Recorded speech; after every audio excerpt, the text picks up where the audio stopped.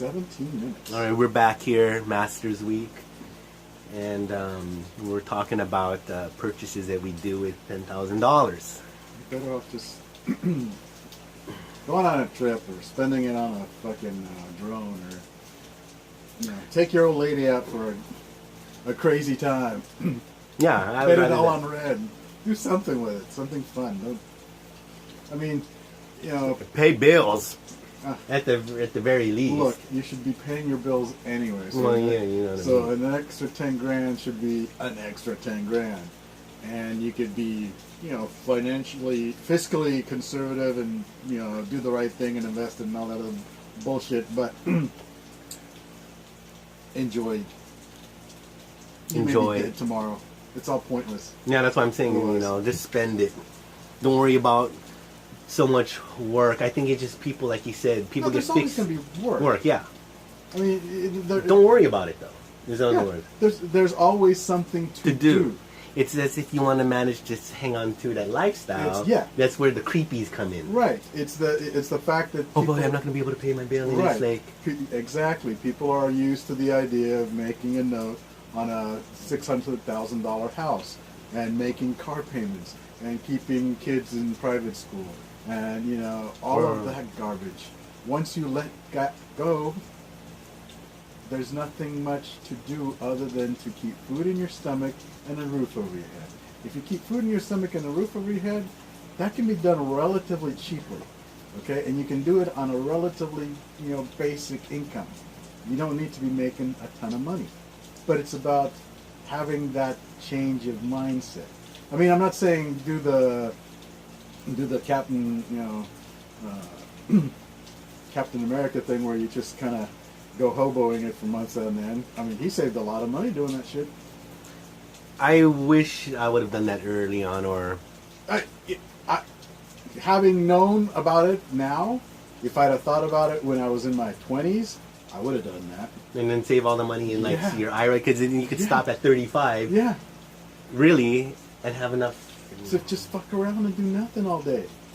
Because he saved that money instead of spending it on the rat race, instead of spending it on this, that, and the other. It just allowed him to do other stuff. You know what I would say Captain America would have been better off with if we could have told him and coached him on this shit? Yeah. Slingshot. Oh, instead of that Harley?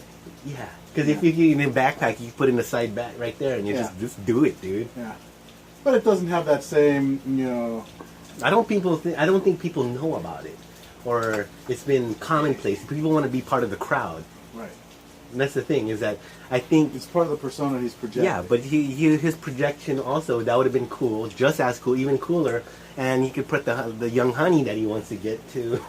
Which is always has, dude. Yeah, to the right. That. To the right, and because it's just a two-seater. Yeah, instead of having her behind him. Yeah. And see, that's the thing. And you could maybe do his thing with his trumpet piece, So I see Bill Clinton style. He's gonna blow it up. No, the mouthpiece for his trumpet. Yep. Oh, you're so gross, man. That's just... Why do we have to go back to that? Oh, shit. It's good, though. Oh, my goodness. Just think about it. That dude's going to be in the White House again. Oh, are you really? Oh, yeah, that's right. Think about that. What kind of shenanigans are going to go down this time? Because this time, he's not the president. I see a lot more Gurkhas. Yeah. Ah, shit. I wonder if there's like this thing like everybody knows in the White House, and even clearly, he smoked another cigar. Where's that press secretary's fucking? Yeah. You know what I mean?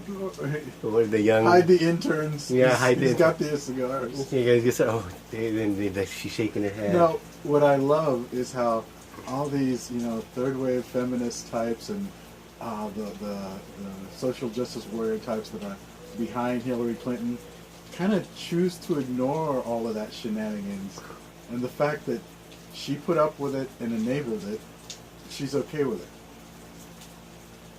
Because, well, he was the president, and without him, She would have never gotten to the Senate. She would have never gotten to the fucking Secretary of State.